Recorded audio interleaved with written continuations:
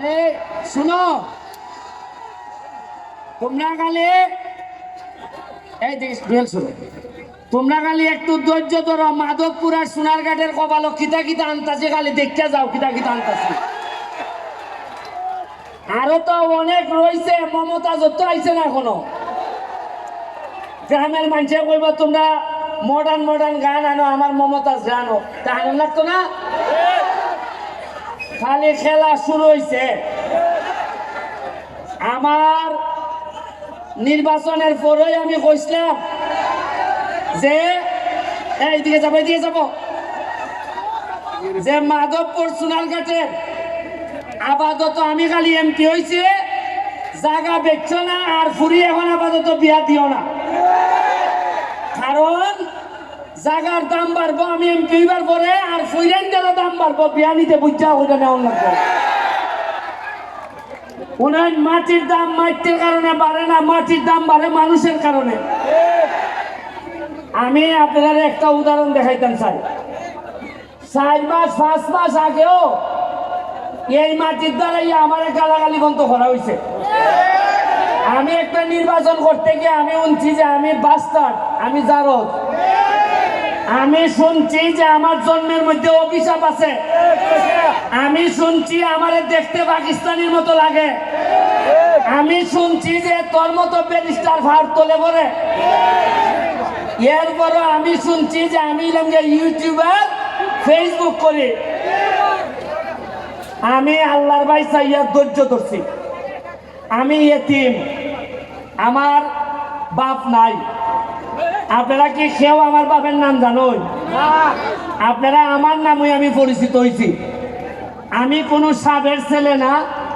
আমি আপনার মতো জায়গার থেকে একবারে Trinamool DCP high school Sonarghat থেকে উঠতে আমি আজকে ব্যারিস্টার হয়েছি।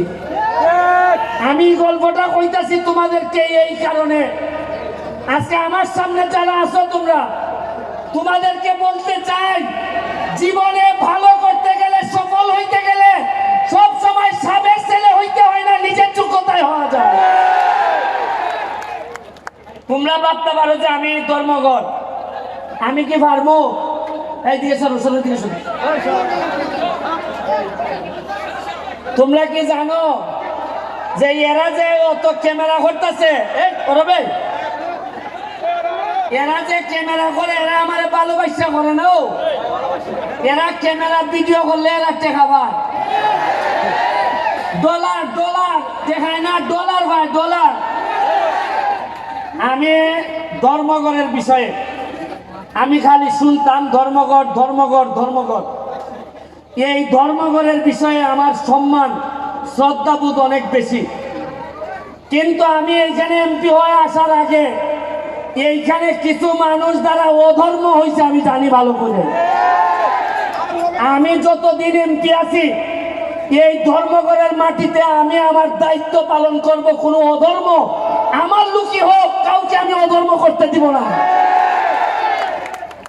আমার ভাই মাত্র একটা, আমার ভাই লন্ডন থাকে।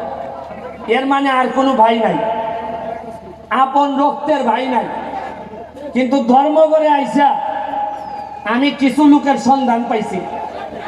আমি আমার আন্ডারে 21টা ইউনিয়ন আর 2টা পৌরসভা। এই তোমরা শোনো না এখান থেকে, এই তোমরা শোনো না, এদেরকে দেখতে দাও।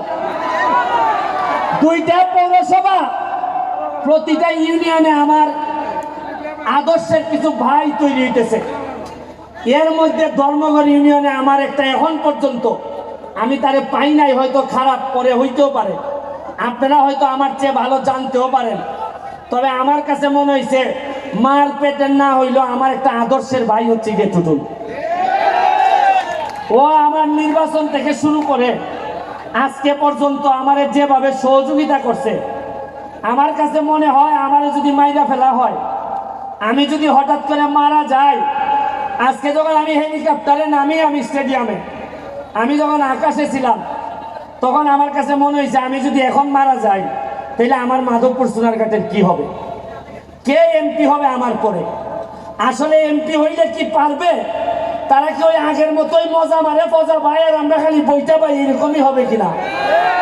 তখন আমার মনে হয়েছে কিছু কিছু চেহারা আমার ভাইসা উঠছে যে আমার দাফন কাফনের পরে হয়তো এই লোকগুলো আবার মাধবপুর সোনারঘাটের দায়িত্ব নেবে। শুনেন, মাত্র 4.5 মাস হয়েছে এমপি হয়েছে, বরাদ্দ পাইছি প্রায় 31 কোটি টাকা। কত পাইছি? 31 কোটি। এর মধ্যে 25 কোটি হইল কি আমার বছরের পর বছর আইব আমি রাস্তা বানাইব খালি। তো এইটা বাদ দিলে কত থাকে? 6.5 কোটি থাকে। 6 কোটি দিয়ে রাস্তাঘাট মসজিদ এটা বানাইতেছি। তা আমার প্রশ্ন হইল 4.5 মাসে যদি 31 কোটি পাইয়া থাকে, আরে আমি তো এমপি, আমরা তো মন্ত্রীও পাইছিলাম, জীবনে 5 টাকা পাইছো, এরকম কোনো ঘোষণা ছিল টাকা গেল কই?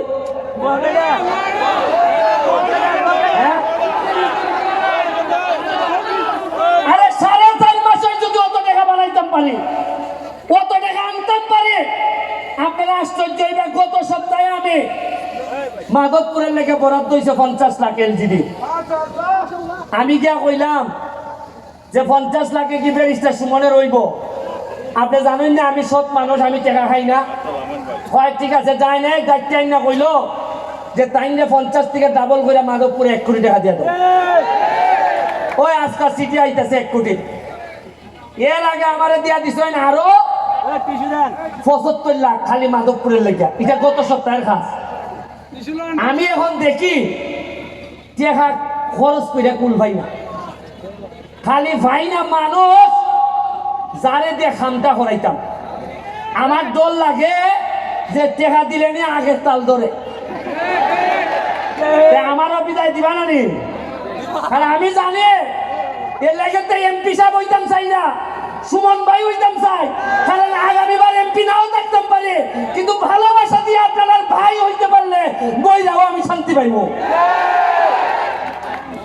পর্যটন নগরী বানাইতাম এইখানে।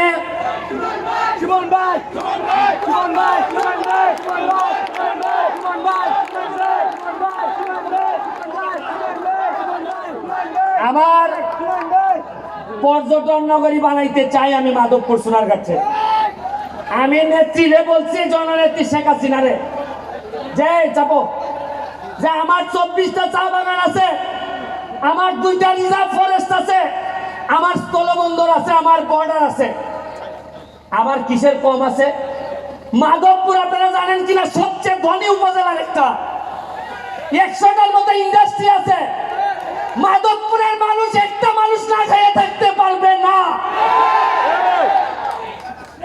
আমি চা বাগান গুলা 3টা চা বাগানে বেতন হয় না, আমি 2.5 লাখ টাকার চাল পাঠাইছি, কইছি যে বেতন না হইলে আমি এমপি দিব। আমার এমপি যদি ভাত খায় তাহলে আমার শ্রমিকরা ভাত খাবে। আপনারা এখানে সাইফোর্স কোচিং, সাইফোর্স লিমিটেড, এখানে ম্যাডাম আমাদের মাঝে উপস্থিত হয়েছেন। আমি ছোটবেলায় ওনার ছাত্র ছিলাম, IELTS টোফেল স্পোকেন ইংলিশ ওনাদের আন্ডারে করছি। উনি আমাদের পুরা 23টা ইউনিয়নে কোনো ছাত্র ছাত্রী যাতে ইংলিশে ফেল না করে এই জন্য সকল শিক্ষকদেরকে ট্রেনিং এর ব্যবস্থা করতেছেন। উনি আমাদের মাঝে উপস্থিত আছেন, ওনার জন্য একটা হাততালি আমি আশা করি।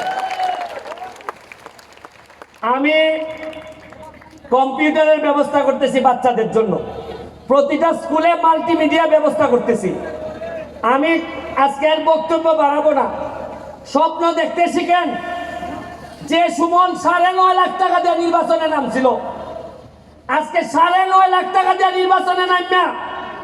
আজকে কিছু লোকের কথা বলতে হয়, মুসলিম চেয়ারম্যান সাহেব, আবুল ভাই, সেলিম চৌধুরী, কিছু লোকের নাম বলতে হয় যারা আমার জন্য, আমার মতো একটা এতিম বাচ্চাকে টাইনা তুলছে আমার। তাদের অনেক লোকের নাম বলতে পারি না, তাদের আমার কলিজা কাটতে দিল, আমার ঋণ শেষ হয় না। আর এরা বাদ দেন, এরার পরে আপনারা ভোটাররা যেভাবে আমারে না জানিনা না বুঝছে আমারে আপনারা ভোট দিচ্ছেন, দোয়া করছেন, খালি এমপি বানান নাই, সারা বাংলাদেশের নেতা বানাই দিচ্ছেন আমারে আপনারা। আমরা আর মাধবপুর সোনারঘাটের হিসাব করি না, হিসাব করি মাধবপুর থেকে জাতীয় নেতৃত্ব তৈরি হবে, সোনারঘাট থেকে জাতীয় নেতৃত্ব তৈরি হবে। 1 লাখ গাছ আনতেছি, আম গাছ। কত খাইবাই আম? আমি আপনাদেরকে বলে আজকে আরিফিন রুমি আইছে এইখানে, আজকে সাথী খান আসছে গান গাইতে, আজকে তামান্না হক আসছে গান গাইতে। কিছুদিন আগে আপনারা জানেন সোনারঘাটে আমাদের আইসিটি মন্ত্রী আসছে, সালমান মুক্তাদির, তাশরিফ খান, এরা আসছে। আপনারা বুঝেন না যে এরা আসে মানে লক্ষণটা কিতা? এরা এমনি আয়, এরা বুঝে যে ইতারে বড় জিতেছি গা। এরা জানে, এরা তো সারা দেশ ভাঙে খায়, এরা জানে কোন জিনিস নেতা হইতাছে। এই রুমে আমি আরো প্রায় অনেক বছর আগে তারে সোনারঘাট নিয়ে আসলাম। এই সময় আমি তার আইনজীবী ছিলাম, একটা মামলা করছিল। ওই সময় চান্সে ভাইয়া কিছু কম টাকা দিয়ে আইন নিছিলাম, কইলাম যে আমি উকিল, তোমার আমার এলাকাত আইও গান গাইও না, কিছু কম টাকা রাখতো। এই সময় মাত্র 25 না 30,000 টাকা দিয়া, এই সময় 1 লাখ টাকা দিয়ে গান করে। ওই আমার সাইডে দিছে, আচ্ছা ভাই আপনি যেহেতু আমার আইনজীবী গাইলাই, এই চলো না। আর আজকে আমি এমপি হয়েছি, আমার বাড়িতে আইছে। আজকে আমার একটা বিশ্বাস, এমন ভাবে গান গাইব কলজাটার মধ্যে পানি দিয়ে দিব একবারে। আমরা রে ভাই মহাসড়কে যাইতেছি, মাধবপুর সোনারঘাট মহাসড়কে যাবে, 6 লেন হইতেছে। আপনাদের যে ইন্ডাস্ট্রিয়ালাইজেশন হয়েছে, সাথে যদি আমি পর্যটন নগরী করতে পারি, মনে রাখেন মৃদু অন্তত পুরো আমেরিকা না পারি, মধ্যপ্রাচ্য বানাইয়া চাইলে দিব আমি মাধবপুর সোনারঘাট। আমার কোন লোক 5 লাখ টাকা দিয়ে সৌদি যাওয়া লাগতো না, 5 লাখ টাকা দিয়ে কুয়েত যাওয়া লাগতো না। এখানে বইয়া আপনারা দেখুন, 1 বছর সময় দেন, কিতা করতেছে আপনারা দেখুন। তবে আপনার কাছে আমার একটা অনুরোধ, নেতৃবৃন্দ সহ 4.5 বছর পরে আমার বিদায় দিন। আমি এমন হইতে পারে আমার পক্ষে আর সম্ভব না এমপি থাকা, শরীর দিয়েই মানে না। 13 কেজি ওজন করছে এমপি হইবার পর। আমি আমার 4.5 বছর আপনারা সহযোগিতা করেন, দেখুন বঙ্গবন্ধুর সোনার বাংলা আমি কেমনে বানাই যাই মাধবপুর সোনারঘাট। আমি আশা করি আপনারা আমার সহযোগিতা করবা। আমি কথা দিছি, আমি যতদিন এমপি আছি আমার কোনো সম্পদ নাই, আমার ঢাকায় কোনো ফ্ল্যাট নাই, আমার কোনো প্লট নাই, আমার আমেরিকা লন্ডনে আমার পরিবার মানে আমার বউ বাচ্চা, তাদের কোনো সম্পদ নাই। আমি কথা দিছি যতদিন এমপি থাকবো মাধবপুর সোনারঘাটের, আমি আমার পরিবার 1 শতক জায়গার মালিকও আমি হব না। আমি এমপি যদি নিজেই মাল বানাই, তা আমার জনগণের দেখবো কোন সময়। আরে যে সম্মান দিছ, এরপরে একটা মানুষের আর সম্পদ লাগে না। আপনারা আমার জন্য দোয়া করবেন। আমি আরিফিন রুমির কাছে মাইক দিব, তার আম্মার জন্য দোয়া করবেন। তার আম্মাও আমার খুব পছন্দের মানুষ, দুঃসময়ের সাথী। আমি আপনাদের কাছে আবারও দোয়া চেয়ে আমি সব সময় আপনাদের সাথে থাকব। যখন গান হবে বাচ্চাদের জন্য গানে থাকবো, যখন ওয়াজ হবে ওয়াজে আমারে পাবেন, আমার যখন ঈদের আনন্দ হবে তখন পাবেন। আপনারা জেনে খুশি হবেন, আমার এলাকায় একটা ময়লা নদী, যে নদীতে আপনারা জানেন 49টার মতো বাথরুমের লাইন ছিল। বেঁচে থাকি তাইলে আমাদের পক্ষে ইতিহাস বদলানো সম্ভব হবে।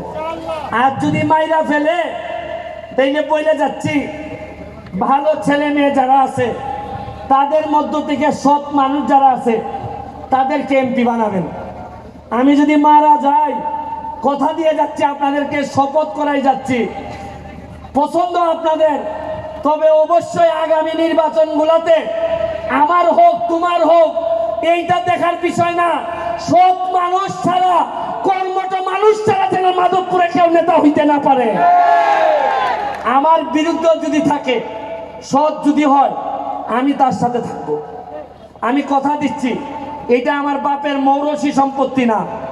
আমি এখানে লোক বানাইতে আসি নাই, আমি আইছি মাধবপুরের 7 লক্ষ সোনারঘাট মাধবপুরের মানুষের শপথ নিছি যে তাদের ভাগ্য বদলাবো। আর এই ভাগ্য বদলাইতে গিয়া আমার যতটুকু দৌড়াইতে হয়, যত জায়গা যাইতে হয় আমি যাব, এই কথা দিয়া আজকের মতো বিদায় নিচ্ছি। জয় বাংলা, জয় বঙ্গবন্ধু।